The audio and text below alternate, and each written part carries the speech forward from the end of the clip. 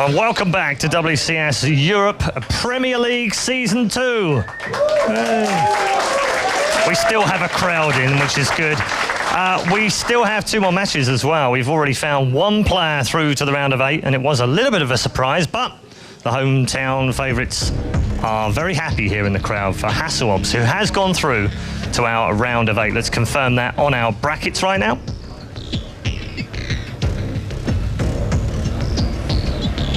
Okay, apparently they're on the screen. There we go, I've got them on the screen as well. So yes, as you can see, MVP versus Hasselhoffs in the upper bracket. Hasselhoffs confirmed as the first man to advance to the Premier League round of 8. And at the lower bracket, MVP now awaits one of the 2 Dutchmen. It's either going to be Ret or it's going to be Grubby. Let's check out these 2 and show you how they match up against each other. In terms of their WCS, they've had a long season already, both of them coming through round of 32 after 3 games. Grubby with that sensational win over 4GG to take his place in the round of 16. And Ret also bringing down Thorzane and Baby Knight. So both of them having fantastic wins against players who did very well in Season 1 of the Premier League here at the WCS. It's time to hand you over to our commentary team for our second to last game. This is a big one. It's the 2 Dutchmen going head to head. It's Ret versus Grubby. Here's Apollo and Kalaris. Thanks very much, Paul. Oh boy, oh boy, oh boy. We are in for a treat. Yeah. It's been an old age rivalry that's continued throughout the entirety of StarCraft. The 2 best Dutchmen going head to head.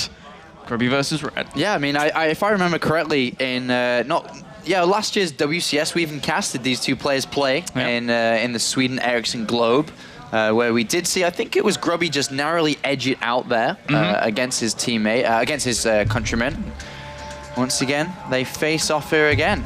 And Grubby will be first map veto, but I mean, not only did they play in WCS Europe, but they also played in the Netherlands finals as well, where Grubby was able to edge out. Unfortunately for Ret here, between these 2 players, it's 8 series wins to Grubby against 2 series wins to Ret. So Grubby for a long time has had Ret's number, but in Heart of the Swarm, might be an entirely different story here. I think they played at Stockholm. They did. DreamHack. I think Grubby won that as well. But overall, the story between both of them is that Ret begun winning the majority of games, and then Grubby took it over eventually, and he's continued that trend since. But as you can see, the vetoes are coming out. Gets rid of the 2 maps that Grubby doesn't want to play on Star Station Derelict. Just smart, straight out, not so good Protoss versus Zerg maps. And indeed, Red City and Whirlwind go away as well for Ret. Red City, completely understandable. Whirlwind, it's by the by. Could have gone out instead of anything really. Newkirk Precinct potentially, but Neoplanet S and Belshir Vestige, we're going to find a little bit more solace as these guys shake hands and get good to go into this series. It's happened time and time again, and we are back once again. It wouldn't have been Group A round of 16 without these 2 meeting up. They had to meet one way or the other. I think that a lot of people predicted them to meet maybe in the final match, having MVP go through in first place, and then these 2 to fight out to see who goes through second. But that is not the case here today. They fight out to see who has the opportunity to play MVP to go through in second place. The loser of this series, this best of 3, will be eliminated in the round of 16. That's a tough one. You have to defeat your fellow countrymen to actually advance on for the opportunity to play against MVP. Screw that, I'm going home. That's a tough one to actually deal with. But Belshir Vestige will be our first map here, Sean. Yeah, Belshir Vestige, then going over to Newkirk, and then if needed, Neoplanet S. Do you have any predictions, thoughts on who you think could come out on top here between these 2? I've got to go with history repeating itself, and I've got to go with Grubby. You were right in saying that Ret was the player that took most of the series at the very beginning of them battling out one another, and then ever since then it's been Grubby, Grubby, Grubby. But Ret here, he's trying to find a new position here in WCS Europe. He didn't do too well in Season 1. Only got to the round of 32. But now in the round of 16, and representing Team Liquid, I think he's the only representative of Team Liquid now, right? With TLO actually out. Yeah. So that's tough. But now Grubby entering that meditative state once again, looking for the win. Yeah, look at that there, just fully concentrated. He knows what he needs to do. In his mind, go through Ret, go through sorry, I was reading 4GG, go through MVP to make it in. Which player goes through as these 2 face off many a time now? and we'll see as Rhett's shorts fall down who makes it into the round of 8 potentially, or who gets that chance to move on. Yeah. And it's going to be a good one. This is a, rivalry. Both from the same country, both players in their own game before StarCraft 2, Warcraft 3, and StarCraft Brood War. Undefeated, these were the best. No one came close, no one came close. No, I did not. Just sorting out the cables here, making sure that everything's okay for this series. You need to be as comfortable as possible. There's not only a round of 16 survival on the line here, there's a lot more involved between Grubby and Ret. Being Netherlands #1 is a pretty big thing. Oh, these guys have been battling for that for absolutely ages.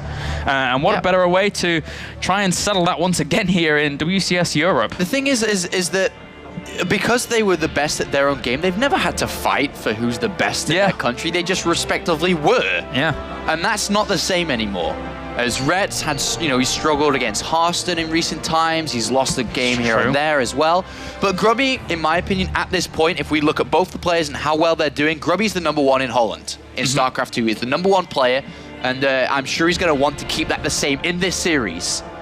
Rhett told me earlier today, before the broadcast even started, he feels untouchable in Zerg vs Protoss. He feels very, very confident against either of the 2 Protoss players, and said if he beats MVP, he is going to go through no matter what, because he can beat both of them. Let's see that confidence here. Let's see that show through, because Grubby has always had a good Protoss versus Zerg. He's always been a very talented individual. He's been very good at harassing. He's been very good at controlling his units. He hits those storms. This is going to be a good game. This is going to be a very tense one. It can be very close. It can be very emotional for both of these two. I mean, specifically for Grubby against Ret, there's always been a big, big history of a lot of aggression in terms of 2-base all-ins, etc., etc. But coming over to Ret here in terms of his Zerg versus Protoss, do you have a bit more insight as to what he's usually utilizing here in this matchup? He likes to play very heavy macro focused, so he'll play with very fast max outs, but he will always fall back onto Swarm Host in the later stages. Ret feels uncomfortable late game. Zerg versus Protoss. He wants to either end the game with tech switches, whether it be a Domray Goose style of using Zerglings and Hydralisks to force out non-anti-air units and switch over to Mutalisks. Maybe it's just a very heavy Ro16 play, like lots of heavy power plays. He'll punish fast third bases. We saw him do that on his qualification way to the round of 16 here today. But Grubby is, for me in this matchup, all round. Yeah. I don't think he's weak in any aspect, early, mid, or late game. He's very all-round. He has a lot of different strategies. He knows how to play a series out. He knows how to play mind games and can bring anything to the table. I really think that Grubby could do anything in this series, whether it be mass air, whether it be heavy Void Ray play, whether it be gateway timings, whether it be just normal standard Phoenix into Colossus play. Anything is possible here from Grubby. But the biggest thing is I would say that's a major advantage for Grubby too, because he's very unpredictable, yet Ret plays very similar. Yeah. He has one style. Skirt on the drone to unit line of having too many drones to having too few, into big surgive units of some sort. As long as Grubby finds out which it is, nothing's really going to change. Are we going to see cheese from Ret? I don't think so. It's just Grubby needs to identify which units Ret is playing with and which way to tackle them the best. And I think it's good that you mentioned those potential tech switches out of Ret as well. We've seen, even as recently as the Intel Extreme Masters Shanghai, things like those big tech switches actually coming out and even punishing a Protoss where they seemed pretty defended against things such as Mutalisks. They can catch you so off guard, even if you have some Phoenix out, even if you have some Stargates up and running, to the point where they cause monumental damage. So this is something that Grubby's going to have to look out for, because these tech switches are gaining more and more traction in the scene right now for Zerg, more so than I believe ever before. I think one thing that we should definitely point out is that when Ret played against Baby Knight in the round of 32, when Baby Knight played or tried to play greedy with an early third base, knowing Ret was a greedy player, Ret flicked on the aggression switch very easily. And that's something that Grubby has to balance out himself. He can't be overly greedy himself. He needs to find the right strategy, the right choice of builds. And I think that's how this series is going to go. I think Rhett's just going to play very clean cut, and it's going to be up to Grubby to make the decisions when it comes to what we're going to see from him. And to see from the entire of the series, more importantly. Right, well, Rhett's still just getting ready here. Just running that preloader just to make sure everything's right, as we did have 1 or 2 technical issues, but they have indeed been resolved. So apologies for the little delay that we have, but soon we shall get into this in just a second. Grubby said he caused the technical issues as a bit of a troll. But aside from that now here, Grubby's always a bit of a trickster. He's always a bit of a trickster, and let's see if he can put that trickster into gameplay. Whether he opens up very different in every single map is probably how Grubby will play. In a best of whatever series, 3, 5, 7, 9, whatever it is, if we even see best of 9s, is that Grubby will change game to game and will very much so adapt to how your opponent is playing and become stronger as the series develops. Grubby's a stronger player in the longer matchups, in the longer drawn-out series. So even if he loses game 1, he likes to have the kick in the balls to adapt a little bit to his opponent. But we'll see who's going to go on to play versus MVP. One will go home. They both went home in the round of 32 last season. Unfortunately, one of them will end only a step further this season. Yeah, this is do or die here in this best of 3. The loser will go home, as you said, as we load up into Belshire Vestige in just a sec. Both players just setting up something. Yeah, I think they're just adjusting their mouse cords a little bit there. They both have the little crane for their mouses. The bungees. The bungees. I like the mouse bungees, man. They're cool. Keeps the cords out the way. Yeah. Everyone is ready and good to go here. All right, so game number 1. Again, it's do or die, as we have these two battling against one another here. Both Netherlands' finest, as we have spawning up to the top left-hand corner as our blue Protoss. Representing himself and the Netherlands, he is Grubby.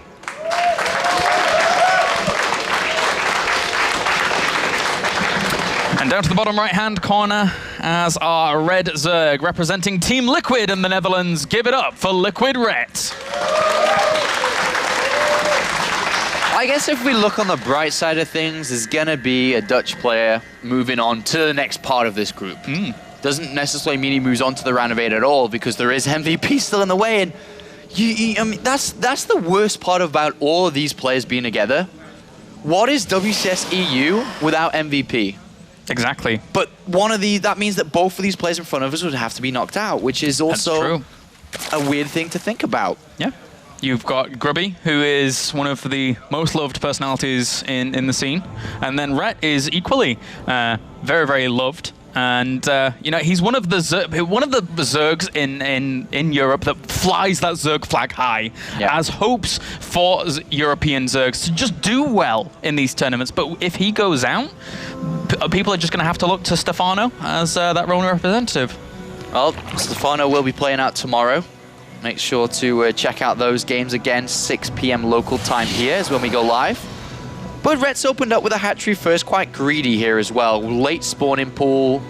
Grubby's going to go down and be like, oh, Ret, oh, Ret, oh, Ret. Oh, you. And he's going to have a look around. He may even try and fake. Yeah, that's just kind of faking it. Yeah. He's putting the probe in a location where a cannon rush would come from, but Red's not buying it, man. He's already gone up to a gas before spawning pool. No drones have come down. He knows that Grubby's not going to cannon rush in game number 1. Yeah. That Grubby's going to take more of a conservative approach, so he's not been tricked at all here. And if he was going to cannon rush, a pylon would already be down, so Ret knows that. He just scoots on past that hatchery and then now has a look around. One thing to note is Grubby was very equally greedy because he got a second pylon before adding on the forge here, which enables him to continue pro production before he actually adds on the cannon and the gateway. So Grubby kind of doing the same thing. He's got a decent pro production setup, and he will also be kind of strong in the mid game, like Ret will be, because of how Ret's opening too. And now just adding on those double gases as well. Double gases before the cannon as well. Exactly. He knows that nothing's going to really come.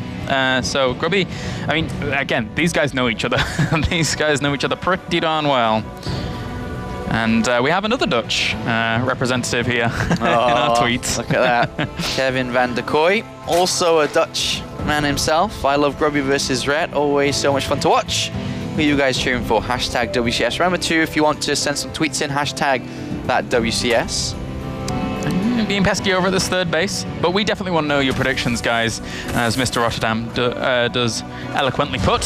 Very, very cool to hear exactly what you guys are thinking. I mean, WCS round of 16 has already been fantastic after half of the first day. And it's only going to get better. It's only going to get better as Grubby in this game is starting to just adapt a little bit, small little things that will give him a bit of an edge against a usual setup, but kind of equalizes the way that Rhett is playing, who does grab that third base down.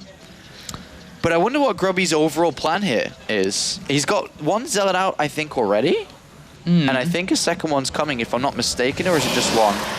Okay, it is just one, sorry. I thought there may have been a second. I mean, the overall plan for Grubby in the past has always been, against Rhett, a lot of two-base all-ins. A lot. You've seen so many Immortal plays. This is a long time ago, though, mind you, against Rhett, and Rhett just never was able to shut it down, unfortunately, for him. I don't know if Grubby will actually go for that again. He might play with his head a little bit. I think Grubby should take a fast third on Bell should best agents. Yeah. Okay, so there's the pro going to do it. I was going to say, because this map, it's not too far away to defend from your natural to third. There's a lot of ramps. It's difficult to engage up, and as long as he has a good sentry count. But remember the thing I mentioned earlier, is that Rhett, if he sees this and knows this is going on, is not afraid to punish. Like, he will be aggressive towards this, but the thing is he doesn't know. He doesn't know about this. He has no idea yet of how this game's developing on. Yeah, and he's going to see it eventually with the Zergling now moving up to the right-hand side. But +1's on the way for Grubby, as he is a little bit supply blocked. But with that Photon Cannon also going down here, he's just setting up the normal defense that you would actually see at this third location. Just walling in that Photon Cannon, making it harder to actually penetrate. But no Roach Warren or Evolution Chambers yet. He went for the lair first, which is usually, to get the lair down is to it's a bit of everything. The lair is such a cool thing to get so fast because you can get, for example, an Overseer down early, you can get Hydralisk Den down early, you can get Roach Speed early, and all these things. And people, Zerg players are getting it now before they even get Zergling Speed, sometimes, if they don't straight out see Aggression or a Gateway Expand. So it does give a lot of options here from Red. The most likely here is for the Hydralisk Den. That's more gateways than you would normally see actually wall in a third, though. I mean, he's only on, like, how many gateways? 1 anyway, so it's only a total of 6 across 3 bases. Not that high. Or 2? Okay, they're just finishing up. Yeah, they're just finishing up, so seems like, and just transferring over to that third base as well here. And +1 range has already started, and there's that Hydralisk Den. And this is a cool move. I mean, if you can get the Hydralisks out at such a speedy pace and even completely forego Roaches, I mean, a lot of Zergling Hydra compositions are working their way into this matchup right now, and even just getting past the Roaches, it gives you so much more versatility with Hydralisks alone, plus the ability to upgrade them very quickly. Very, very nice. And with his second Evolution Chamber coming in for Red here, I don't think he's going to play the 1-2 Mutilus switch. I don't think we'll see the Spire come down, or not at least for now. I think he's going to focus very heavily on ground units, and probably once he gets up to a decent supply count, just add on the Infestation Pit and start to go towards Swarm Hose. It's like one of the smoothest transitions to make if you're going double Evolution Chamber. If it was 1, then I could potentially see him going for a switch of Mutilisks, but at this point, with Hydra's coming down, Changeling within the army here, so he sees everything.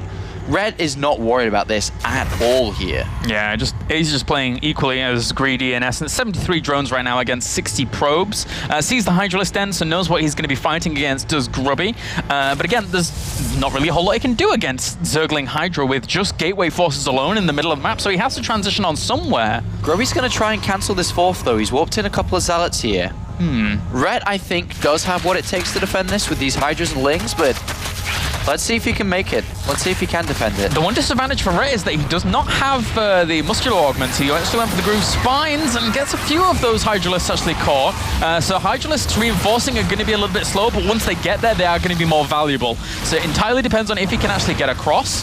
The Zealots, well, this is still an alright army for Grubby. Time Warp as well. We'll slow that down. Yeah, we'll slow it down here, and Grubby does start to break through the front line of Zerglings. The hatchery does complete here, but a lot of units coming in here for Red. A lot of units, more and more Hydra streaming across. Is he going to be able to push this on? And I'm also worried about the counterattack potential as well here from Red. Like, with the amount of Hydras he's got, and now Hydra speed coming in, imagine if he keeps on pumping Hydras, gets +2. It's going to be difficult. I mean, with the Robo Bay only kind of a third of the way done, that's an annoying position here for Grubby. And Rets Red knows what's going on in terms of this aggression at least. The Zerglings just pull back whilst these Hydras are down a little bit of damage on these Zealots. Although they do need tank for them as well. It's a lot of units that Red's making still. And Grubby's throwing units into this. He's losing his sentries. He's starting to lose the Zealot wall. That's so many Hydras here. He can't stick around for this much longer. It's losing so much gas worth of units there as well. Yeah, he definitely didn't break through there at all. And I think the counterattack here is very, very scary. Because the Colossus isn't out yet. Chronoboost is coming in. If there's maybe an opportunity to do something here, whether it just be killing the Forge, Cybernetics Core, or someone at the front, anything. And the Chronoboosts have to be even, arguably quicker here because the distance is so short between the 4th and the natural base. He has to recall out of that position alone right back to his natural because he's so pinned down at the front of his natural. Yeah, just whatever he picks up here is great because he knows the Colossus is on its way. Whatever he gets here is good. Oh, snipes out the Cybernetics Core as well. A really, really good pickup there for Red as that does go down. He's just trying to barrel on in. He's a fly against the window right now as those force fields pin him back, but he's doing the damage he wants to do. Kills off Photon Cannon. Even if he doesn't kill off this army and doesn't close the gap between that Colossus, he could just kill off the Forge. Yeah, I think the Forge snipe and then back out is the best here. He's not going to get too much done now with the Colossus in. Double Forge coming in for Grubby. He realizes he's lost that Cyber Core in as well. This Spire, it could actually be for Mulus now. He stopped a lot of stuff here. He's killed a lot of stuff as well. Grubby's shoes. It makes the most sense to be Corruptors though. Yeah. But in Grubby's shoes, with the huge committal to Colossi and knowing that he needs more Colossi out, there's Hydralis, there's Zerglings going down, how do you actually deal if he just goes, say, just a big Mutalisk switch with all of the stuff that he's actually banking up? But the thing is, Mutalisk switch really needs a bit of oomph to it, and that's usually with a +1 attack or a much higher than 12 count. That's true. There's already, good upgrades coming down. And it isn't going to be Mutalisk. Okay, I thought it might be Corruptors just to try to bring the Colossus down and win with 2-2 upgrades and whatnot. All right, let's see how this does. Oh, and he managed to get this Nexus as well. If he picks that up with just these Hydra, Saloni gets it. A great snipe out there for Rhett. Everything is not going in Grubby's way at all. Throws the Stargate down, knowing that that transition might be on the way. Yeah. But it could be a little too late here. Adam Rush in this base at the 14-minute mark. But now the Mulish on the way out. They don't have the biggest, they don't have the power punch yet because they're not upgraded. They're not that high. But of course, he can always force Grubby to come back and defend, which Grubby really doesn't have. Oh my god, one Stalker. Yeah, that's tough here for him. The cannons. Well, there was one just going down, but it's still this cannon rushing one, so there's none actually in the main as well. Warps in some Stalkers to try and deal with this, as well as Chrono boosting a Phoenix where he was supply blocked just a little bit there, so even that wasn't actually on the way instantaneously. These Mutalisks causing Grubby a lot of problems right now, really on the back foot, does nothing else but try and go for what seems like a base trade, but against Rhett, with the mobility that he has, I don't think Grubby's going to win it. Yeah, I mean, this is difficult here for Grubby. He's doing a lot of damage, but with spines going up everywhere, and then the Mulus and Zerglings that very easily can come back. Grubby's facing trouble. And of course that means that if he loses this game, he's one map away from being knocked out in the round of 16. Very, very good game here by Rhett. And before we even started this, you said that Rhett felt very, very confident here in his ZVP, and he's showing that. He is showing that he is strong in this matchup. And in game number 1, Drone's chasing a Colossus. I mean, Mulus at this point, they go in, they snipe the Cybernetics Core as the ultimate goal to prevent Stalkers from being warped in, and then Spine Crawlers until he does a lot of damage and then come back and kill everything off. Look at this. Is Grubby really going to break through this? If the Mulus come back with 10 more about to pop out? It's going to be 30. How much he has? 4 Stalkers and 2 Phoenix. The best micro ever of all time. Not a good start. Not a good start to this series here for Grubby. Yep, they're going to run away. They know they have to do a lot of work to those Phoenix. But Rhett, I don't think he's going to lose all of his Mutalisks in the end, as he tries to fortify his third base. But this army, sentries tanking for the Colossus. Not sure they're going to be able to do what they need to do here in that 4th. Even though the supplies are so equal, if you just look at the Mutalisk count compared to what destroys Mutalisks, there's not a lot. It's sentries and a couple of Stalkers. And that's the biggest problem, unfortunately. The Cybernetics Core is only just coming down here, so we can't actually add anything else on. It got cancelled or something there. I'm not too sure what happened, but I'm pretty sure that Grubby's kind of like, all right, what do I do next? How do I turn this around to be able to potentially win this 2-1? This is the kick in the balls that Grubby needs. GG, Red takes map number 1. But this is just map number 1 of the best of 3. Yeah, there's been many a time where Ret has indeed taken that first game and Grubby's come back, but Ret has made a very, very strong case for himself there in game number 1 to actually take this series. Looking good, looking very good there in game number 1. An impressive play there by him. And Grubby's got it all to fight for. Yeah, Grubby's got a lot to fight for. Ret had a great economy from the very get-go, balancing between economy and army. And he balanced that economy perfectly while holding on just about to his 4th base, which Grubby threw a lot of resources at and eventually had to be pushed back. And now as we see Grubby look at that, he knows, man. We talked about how much this means to him. In the round of 32, in the round of 16, he stopped streaming, which is what he does every day, to practice just for this. Moving on to the round of 8, very important for him. And now he needs to gather everything. He needs to calm himself down, collect his thoughts, as we get ready to go over to Newkirk. And if Ret can actually win this series, that will be the first series that he has won against Grubby since the very beginning of 2012. Since February 2012, Ret has not won a series against Grubby. And there's been a lot of them. There's been like 7 series in between that. Wow. So Ret here looking very, very good to kind of take that mantle back just a little bit. Well, you know, Ret played MVP, and I'm pretty sure that Ret wants that rematch more than anybody wants that. But Ret's looking good. He talked to me earlier, like I said, he's feeling good today. He's in good shape at the moment. He's playing at some of the best he's been. Yeah, and well, we'll see now. Grubby here. I think, actually, you know, Grubby, I'm not sure what the map is, actually. I probably need to join. But interestingly enough, Newkirk Precinct, all right. I think it's a little bit harder here for Grubby to take that quick third. I think he probably goes for it. I think he probably goes for the quick third. But at the same time, I probably wouldn't be surprised if he went for a 2-base all-in, because it served him very well against Ret in the past. This map, if Ret takes a 3rd base pushing towards the middle, then he's going to be able to be quite aggressive to Grubby. So, you know, that's something else that Grubby needs to think about if he does take a fast 3rd base, very similar to how he just did. But Grubby now needs to really stop Ret in his tracks before it's too late. Before it is too late, because it may be. You're right, man. Well, let's jump into game number 2 here. Netherlands' finest battling out for the opportunity to face against MVP to advance onto the round of 8, as we have spawning down to the bottom left-hand corner, currently 1 game up against his nemesis in the red, representing Liquid and the Netherlands. He is Ret.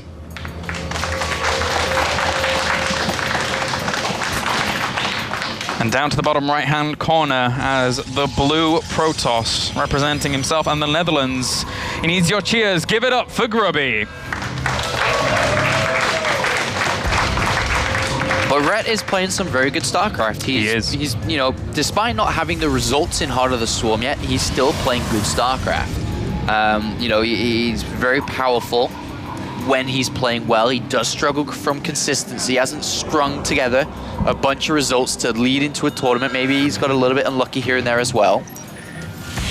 Could this be Ret's comeback in WCS? Is this it? It's an important one, a very important one. Grubby deviates already, going for that gateway first here. I like this a lot, a lot against Ret. I think if you go Forge or Nexus first against Ret, you're just asking for trouble when it comes to his drone count. You think he feels too comfortable? He way too comfortable. You know, this is something that which Ret has timed down to perfection throughout all of Wings of Liberty and now in Heart of the Swarm. He's too comfortable. He knows what to do exactly. With a gateway first coming in, this offers Grubby aggression at any stage. Yes.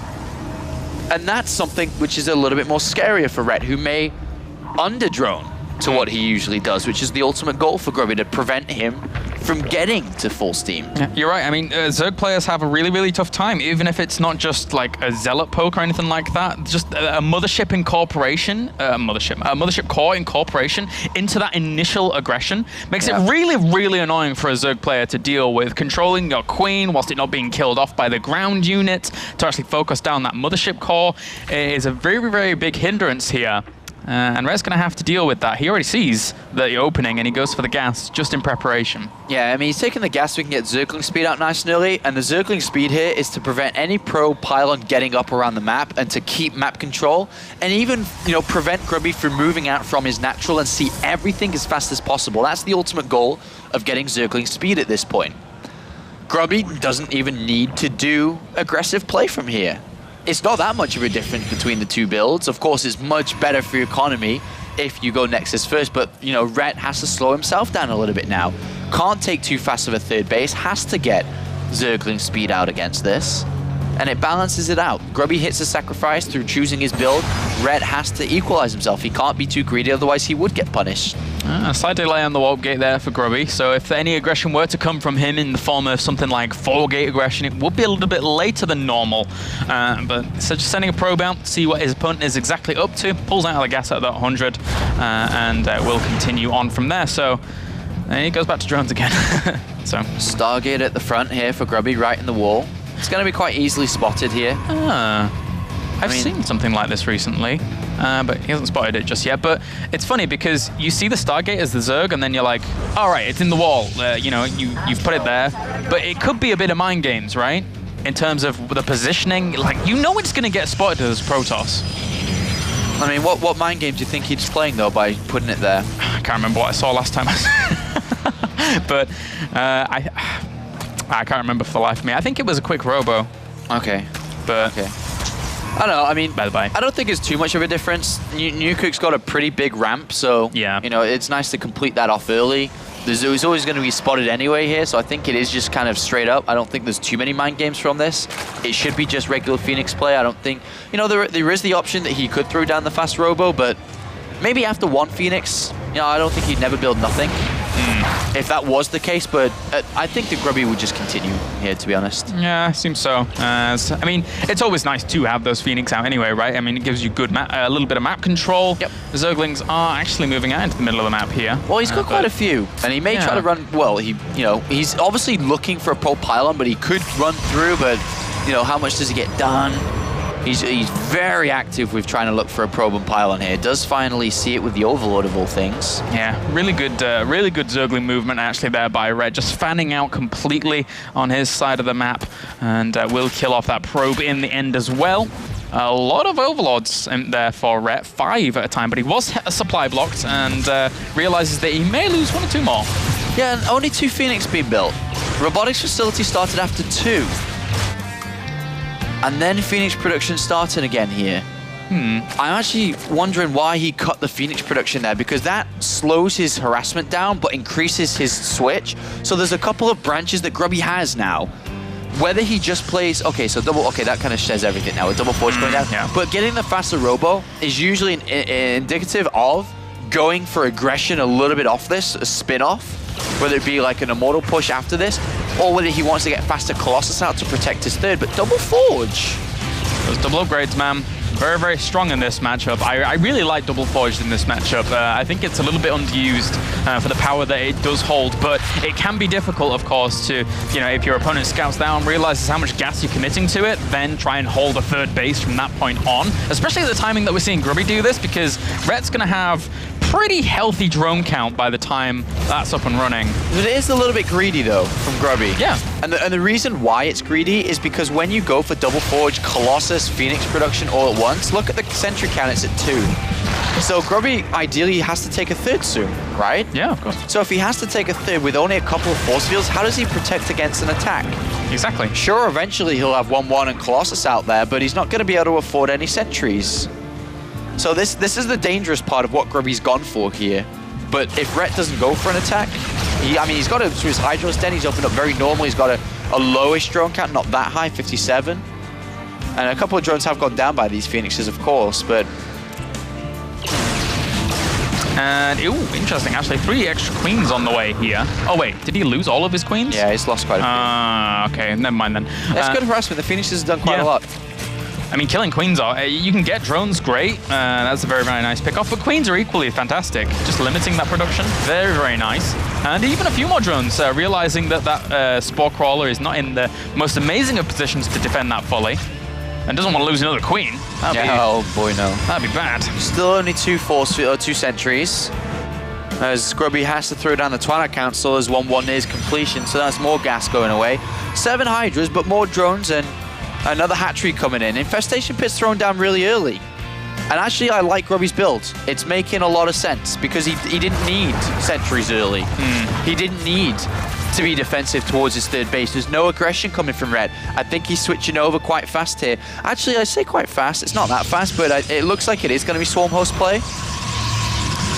And I mean, what we've seen Grubby do, I mean, it's a big gamble to make this work, but it's working. No, it's fine. It's actually great now because the time of aggression to come where he wasn't ready is now gone. The sentry count will start to rise as one more been added in. As the gases have been taken on that third, we'll see more. 2-2 on the way as well. So after 2-2 and Blink and Colossus production, probably increase the sentry count a little bit now. But this is really good. Swarm Host play comes in, but I think Grubby's going to be able to power play this through. When I mean power play is just, a move. Just build a big army, good upgrades, and walk forward with a couple observers and smash through everything. Because he's going to have such good upgrades. Really good upgrades. Yeah, he's setting himself up a fantastic mid to late game. And I mean, the Phoenix have been instrumental in that as well. They've kept back those Hydralisks for a long time, dancing around, creating a very, very healthy resources lost gap there between Grubby and Rhett. And the Phoenix, they're not done just yet, man. I definitely like a big Blink Colossus 2-2 push out here. Not an all-in, but a push out at 2-2. Grubby's probe count's perfect, 66, great. Just increase that army count now, move out with 2-2, look for the 4th base snipe, maybe look to bring down the Swarm Host, probably add in a couple of observers to the army, there's none yet. There's one on the map, but not with the army, probably with the army would be nice. And just get ready to go out. This is perfect. He's got the Mothership Core, 2-2's near completion, Blink's on the way. And he can do a lot of damage with 2-2, a lot of damage here. Yeah. With only +1 attack, only +2 coming. There's nothing to contest these Colossi at all. Absolutely nothing. Yeah, there's going to be the Swarm Host, and they're going to buy him a little bit of time, but eventually, once that actually gets sat on top of them, there's only 9 Hydralisks here. A lot of Zerglings come out, but they're going to die as quickly as the Locust will die. Yeah, I've used a similar build like Grubby's using now. It's actually very good. It's a very good push out he's able to achieve here. Can behind get 3-3. Can actually add on the Templar Archives and take a 4th base with this after the attack comes in. But he's not going to pick off the 4th. There's no 4th. Why not? Let's go for the 3rd. Blink almost. Good angle of attack here as well, forcing the Swarm Host into a bit of a different position, and does catch one of them as well here. There's just nothing to contest this. He kills that and backs up that ramp. He could move forward again if he wants to keep going. Zergling's going to try and go for a counter. But I don't even really think there's too much of an opportunity. Of course, they could have done something, but there's always a cannon there being annoying. He's trying to kill off the pylons and separating himself up as well. All he has to do is warp in some Zealots here. I think he actually just warped in a lot of units over to the other side, though. But catches some great Swarm Host kills. Yeah, must have popped out of lava from that old hatchery there, and he moves forward with the Observer now. This is not enough. There's just not enough from Red. There's not enough. Absolutely not. This is one of those situations where you're a Zerg and you just, well, I just didn't make enough units. And well, it's that these upgrades are at 2-2 for Grubby as well. They're not dying fast. They're dealing damage. You can blink on top of the Swarm Host. A beautiful play from Grubby. Excellent build. Excellent setup. To a certain extent, yes, it was greedy, but it wasn't punished. And now he's just saying, whoa, what's up? I'm making this game look easy. GG there. Game number 2 goes to Grubby, tying up the series. And once again, we have a fight on our hands here between arch nemesis of Netherlands. Yep. Tough stuff. And that's what we talked about when it comes to Grubby adapting. Game 1, yeah, he lost. Game 2, he changes. And now what does he do in Game 3? I like the build. I like the strategy. Definitely copy that one. Go back to the VODs. Copy that build, be a little bit careful of attacks, guys, because you only got 2 sentries or 3. But I'm pretty sure that Red now is like, he's with the rules of WCS, you're not allowed to watch the replay in between games. So Red now says, all right, let me think about this a minute. So he comes at me, he's got 2-2, he's got Blink. Okay, so 2-2, that means double forge. And this is what's going through his head. He's like, oh, he's got double forge. But if he got double forge, he hasn't even got socks on. Super comfy. I think he plays without socks. He's playing without socks. Without socks? But yeah, I mean, Rep basically goes and says, that was double forge. That's obviously not a lot of sentries to protect early. So I think Rhett goes into this next game and he'll be. Watch this. Just watch it at home as well. Watch how close he scouts for the third base, and potentially everything inside the main base, and he will be aggressive if he sees the chance. He will not let something slip again. No, he has to be. If he lets that go past him, then that's the opportunity missed for him to just outright win the game if he can make it work, or at least outright shut Grubby's super greedy play down. But it's Neoplanet S. Yeah. This is not the it's not the best map for Greed because like those 2 sentries, they really gonna protect your third base. So I don't think Grubby's playing the same. I think he plays something completely. I reckon some 2-base all in. Yeah. Goes back to the good old 2-base all in on Neoplanet S, but then again, is it predictable? Maybe. But that's his problem, not ours. That's his problem. And in the past, he's had a hard time dealing with it against Grubby. But it's also, I mean, I think that it's not too difficult to defend the 2-base all in if you kind of think it's coming, you know. So as we're almost ready to kick this next game off, a deciding game between these 2 players. One moves on to face MVP. One gets knocked out. Rhett very focused as Grubby does, as you see, make his way back to his desk. Will he take his socks off? No. Apparently not. Yeah, come on, man. Nope. Take them off. Take them off. Drink, then the socks. Come on, take them off. It's gonna happen. Maybe he does it in the game. Can leave his headphones on. Maybe he's one of those nerds that takes his socks off with his feet. Yeah. Can you do that? I do that. I've done that. I think so. Sit down and like you lift one leg up and you scrape the sock off. Oh yeah. And then you lift the other one and scrape that off, and then you kick it away. Yep. You Yeah, flick it off at the end of your toes. Yeah, you flick it off. Yeah. You get rid of that sock. Super cool style. I like it. I'm a sock man. You're a sock man. Actually, I'm not a big sock man. No. I grew up like family houses. Never big socks. No. Never big socks. Didn't your feet get dirty? Well, the house was clean. House is clean. Like, all right. Okay then. Yeah, not a big sock family, us. All right. What about you? You're a big sock man? Actually, no. Our house was kind of clean as well. For a reason stated prior in the day. Clarice used to have 6 maids and 2 butlers. No, god damn it. Don't say that. 6 maids, 2 butlers. Anyway. A gardener. 2 gardeners. Shush, go away. It's Grubby! No. Okay, let's give him the proper introduction he deserves. Spawning down to the bottom left-hand corner as our blue Protoss representing the Netherlands, tying up the series. Give it up for Grubby. That was better. It's Grubby. And spawning up to the top right-hand corner here as our red Zerg, representing the Netherlands and Team Liquid. Give it up for Liquid Red. Some whoops. The King of Orcs versus the King of Drones. That's what this is. One's reign will come to an end. That's right.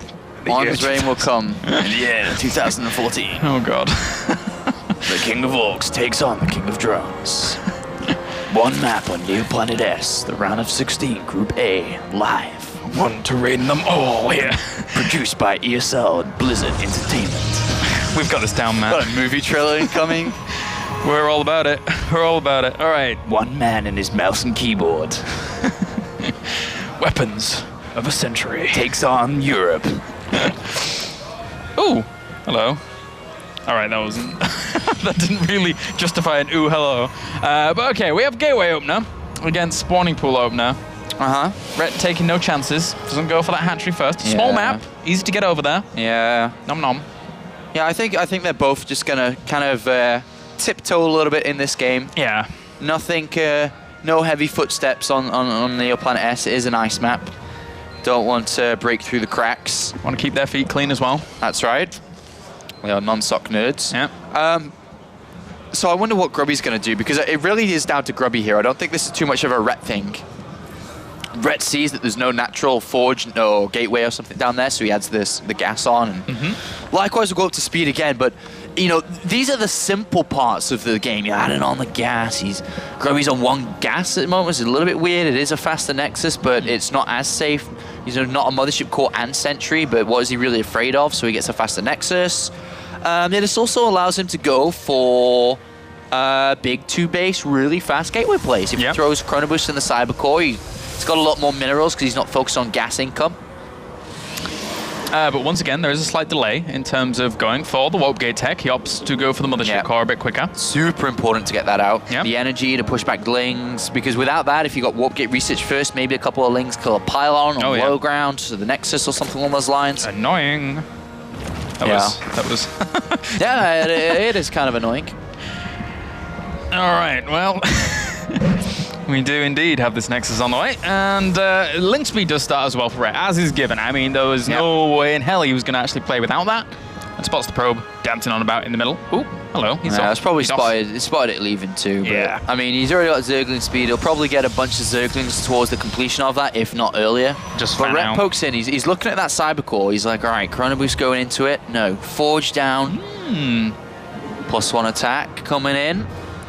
Is that to align up with a gateway attack now? Because that Forge, by the time that completes and a couple of Chrono Boosts in it, it does align with Warp Gate, which does signify a potential aggression. He has no probable pylon, or at least successful probe and pylon out there that has not been spotted. This one's getting tracked down.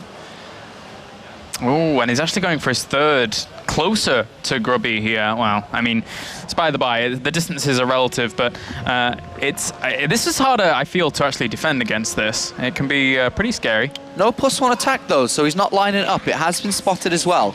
No +1 attack, a sentry instead, so it's not a +1 attack lined up with Warp Gate. He's Chrono Boosting into the Nexus. Ret, all these questions, all these worries are going through his mind. What is Grubby doing? Another poke in. Sees a sentry and a couple of gateways. A probe has escaped. Has got a pylon down. +1 has started. It is a little bit late, but it is being Chrono Boosted. Hello. Is this what Grubby's gonna do? A huge gateway timing. He's got no gases on the natural. Yeah. And it's hard to scout out those gases as well because of their positioning on Neoplanet S. Neoplanet S is just prime territory for actually going for big gateway pushes. I think there's an overlord head towards that pylon though. Oh, it's already spotted by Lynx.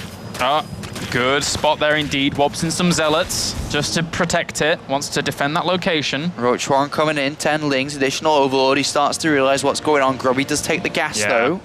So he's not thrown down all these gateways. He's backed off his plan, I think, upon it being spotted potentially. Yeah, I think that, you know, there was the opportunity there for Grubby if it hadn't been spotted, but you're right. I mean, with that, Ret was only ever, with the 4 overlords as well, freeing up so much room for Ret's at 40 drones!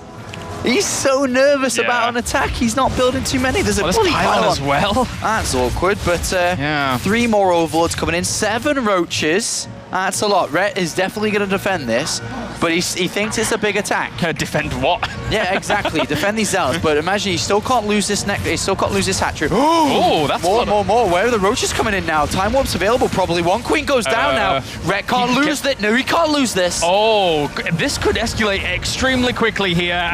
The roaches need to come. They really do. They're good. They're filtering on down now. But if he focuses his down, I think it just dies. It's gonna go.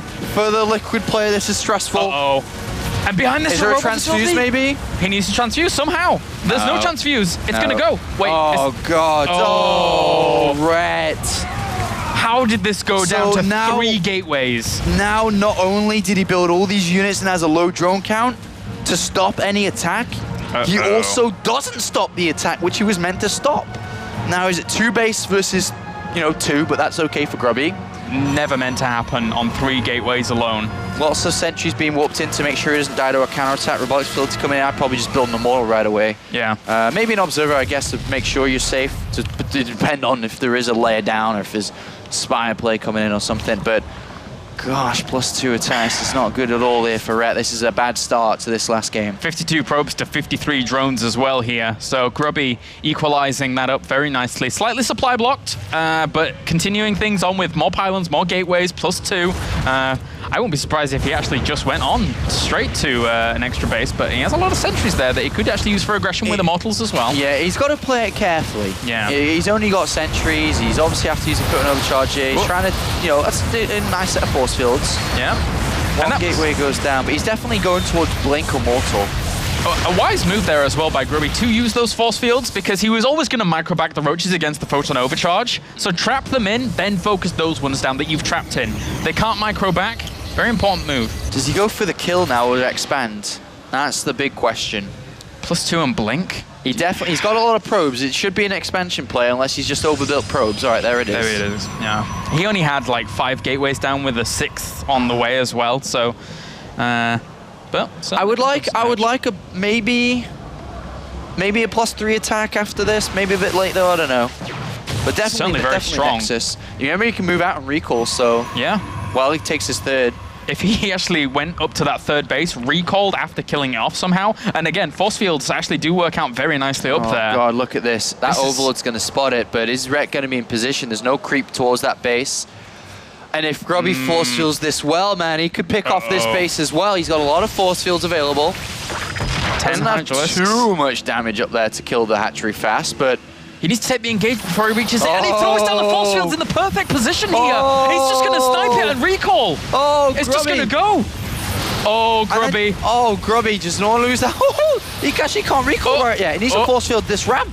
But he has the force fields. He has them. He gets away. The Zerglings, you're not doing anything. He needs to kill off the rocks to try and continue. Yeah, this, for Rhett, this is a disaster. It's not good at all. He's lost 2 3rd bases, sorry. Now Grubby gets out. He's going to the high ground. Looks like he may recall just in time. He's still 15 energy away, but can always force field and buy time. He had to force the engagement before the hatchery did Rhett. Maybe just above the ramp. Anywhere else in that engagement was catastrophic for him. Now the Zergling's trying to go for counter. Rhett split up his units. These Hydras don't have speed. Bye-bye Hydras for now. There's so many mistakes coming out here from Rhett. So many misfortunate things. He recalls out and just in time. This is +3 attack, blink, Colossus coming down. Rhett back to 2 bases for now as his 3rd gets rebuilt again. This is heartbreak here for Rhett.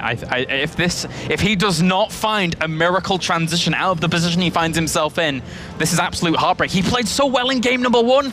In game number 2, there was a little bit of back and forth, but now here in game number 3, Grubby is making all the plays happen, but potentially some of the mistakes of Rhett here. Oh, great. Oh, my gosh. What a counter play by Grubby. A pylon down in the bottom right, gets towards the hatch, and it gets cancelled. And there's something in the main base. He's absolutely everywhere. Just look at Phoenix having a look around. There you go. Chill out, guys. Hallucinations. Chill out. It's all right. It's fine. Chill. Panic averted. But this is... For Rhett, this is probably the most stressful thing he's had to do for a long time, but he's still in the supply lead. He's not out of it yet. If he was to be able, for some reason, pick off this 3rd, it's not a lot there. Could be a good move here if he's able to deny it. That would be very, very strong indeed here. This game, what is going on? Can Grubby defend it? He needs to. Oh, yes. He's going to pull back. He could have actually killed that. He would have sacrificed a lot of units. He didn't want to sack him. Yeah.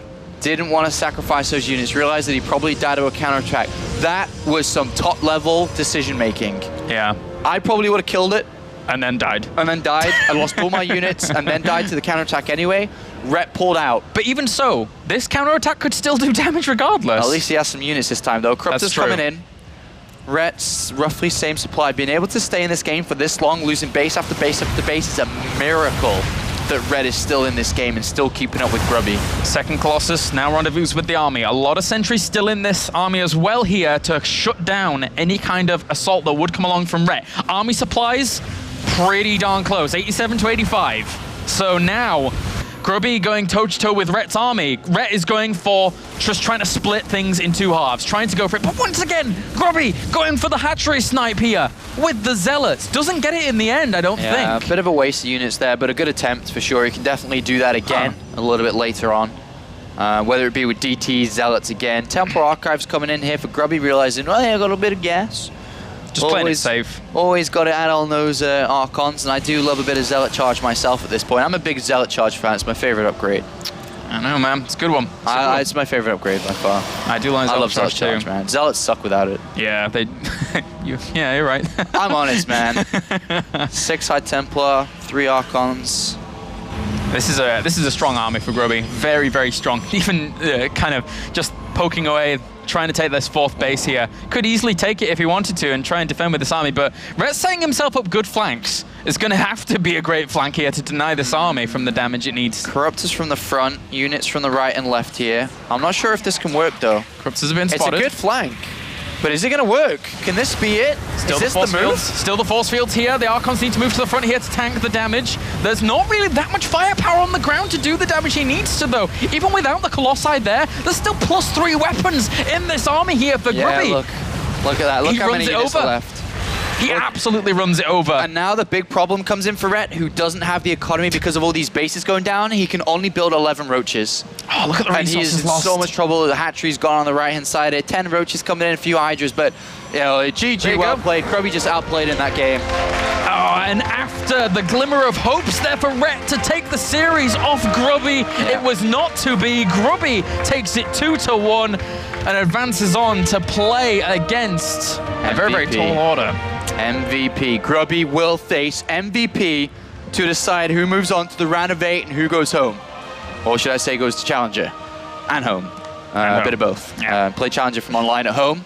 But Grubby just outclassed Rhett in that game. Very good game. Kicking the balls in game 1, and he turned it around to win 2 in a row. Unfortunately, Rhett falls short in the round of 16 here. Did make it better than last season, round of 32 last season, round of 16 this season, but must play in Challenger League again for next season. And every player here in round of 32 through to the round of 16, the majority of them are looking for points here, looking for big points where they can get it. I mean, it's tough anyway if you're down at a position like the 67th or the 44th that you find Rhett and Grubby in currently. But still, getting those points, earning them, trying to make your way up, it's every player's aspiration here. Every single player's aspiration. Yep. To go out here, it's not that good. I mean, what's that now? Is it 2012 February, I think you said it was? The last time that Rhett actually beat Grubby. Grubby extends that again, 1.5 years since Rhett's actually been able to beat him in a series. That's long. But congratulations to Grubby for sure to move on, but still, 1 challenge left. All right, well, we indeed will be sending it over to an interview with the winner who will advance on in just a second to play MVP. So let's send it over to Grubby and Red Eye. Thanks very much, guys. Yes, with the victor, Grubby, after a thrilling 3-mapper yet again. Another 3-mapper this evening. Seems to be a favourite of yours tonight. I don't know what's going on, but let's rewind back to map 1. Do you want to talk about map 1, or...? What map was it? Oh, yeah. Okay. Yeah, I think in the past, Red had a lot of problems with any kind of aggression, but I saw that in the games leading up to this, he had improved a lot. So he wasn't too greedy, and he defended the attack nicely. I know what mistakes I made, but I think he held it really nicely, and I lost too much, and I used my second time warp, so I couldn't recall. So when I lose all the sentries, I'm too much gassed down, and the Hydras gave me a problem, and the Mutas as well. So I'm supposed to save the sentries, and I think I was too committed to it. Like, I should just get out of there, because he prepared well for it, and I think he saw me take the 3rd really early, so it was easy for him to make a reaction. Okay, second and third games went much better from your point of view anyway. Talk us through map 3. Map 3. Yeah, I just thought that if I do a lot of waves of attacks, it could be quite difficult for him. And it seems like it was true. Yeah, I mean, it was constant all the time. You seemed to be harassing him pretty much throughout the whole map. And it wasn't like you were on top the whole map, but it seemed to chip away at him all the time. And it was almost, were you waiting for him to go all in? No, I was scared, because it's like the last map, right? So either of us will be eliminated if we don't win that map. So all I wanted to do was like always recall, at least. I felt a bit like Warcraft 3 with Town Portal. I just wanted to recall if it got too dicey, but I think I got quite fortunate. Like once I had that momentum swing where I killed the hatchery the first time, I think that's why all the other hatcheries were also able to be cancelled. So all I was just really cautious of is like some kind of tech switch or something that could, mess me up. So I tried to make more observers than usual, and a lot of hallucinated phoenixes as well to see what he's doing. And I felt quite in control of the game, so that was nice. Well played. You have won that one. So 1 down, 1 to go. Just the 1 game to go to make it 2 Protoss going through as well. It's just MVP, right?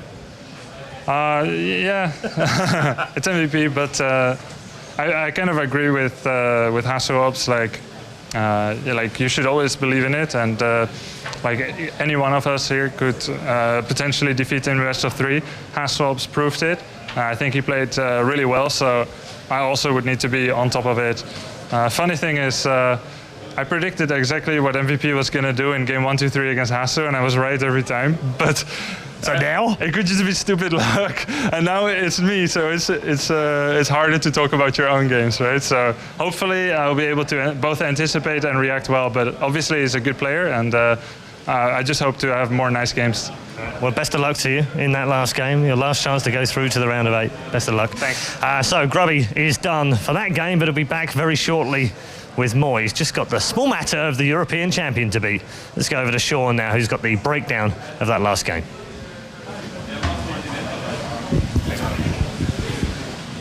Hello. I was just chilling out. Gonna have a quick look at this game. Not too much to look at in this last one. So if you didn't know what I'm doing, I'm just gonna have a quick analysis. Not too much really to talk about. It was kind of one-sided. Grubby at the start here was able to, because of the lack of creep connecting the natural and third, it's very difficult, despite Rhett having 7 or 8 roaches coming. He only has, 3 from the third base, 3 lavas from the 3 roaches-ish from that base. Not a lot to defend against what's coming, and there is a pylon that's managed to get its way up here as well. This is kind of the biggest decider, because usually in a game of StarCraft, there's one move that really, pushes and swings the momentum to one player, and this was it. 8 roaches on the way. There's only 1 out at the moment. And unfortunately, despite having Zergling speed and having Zerglings out early, he wasn't able to prevent this pylon and probe getting up. And with this now there, the reinforcements are instant for Grubby. There's actually nothing he can do, Rhett that is, to stop this, unfortunately. So when this hatchery goes down, this is just the downslide of Rhett's game. Grubby from this position, I mean, we can fast forward through this. It's, we don't want to kind of watch the hatch die again. But from this point, all Grubby needs to do is play very conservative. So the first thing he does is add on the Robo, Twilight Council, Cannon, and Sentries. Because as long as he doesn't die, 2 base versus 2 base is great. And then from this position, against what Rhett has, which he goes and scouts with the Hallucinated Phoenix, Roach and Zergling with a late layer, all he needs is good sentries and immortals, +2 and blink. That's great. Take a slow third base, do the same again, which he ends up doing towards the top base as well. And from this position out, Grubby was just able to play very conservative with his own base and his own expanding. He didn't rush out a third base, he didn't rush out pro production, and then this happens. So a second movement comes out. If this doesn't work, there's always the recall again. But this was the second time this happened, and this is where it just kind of stings a little bit too much for Red. Good force fields coming in, and you lose this base again? You're really, really, really far behind. And then with +2 now completed, Blink on its way, new Immortals, Robotics Bay, very conservative play. And if you look at the units lost tab, like, he's hardly lost anything, yet he's killed 2 big bases. And as a Zerg player, you always need to be a base ahead. He picks off more units here and recalls out and just plays a very safe defensive game from here, and even somehow finds a way to get a pylon to the bottom right as well.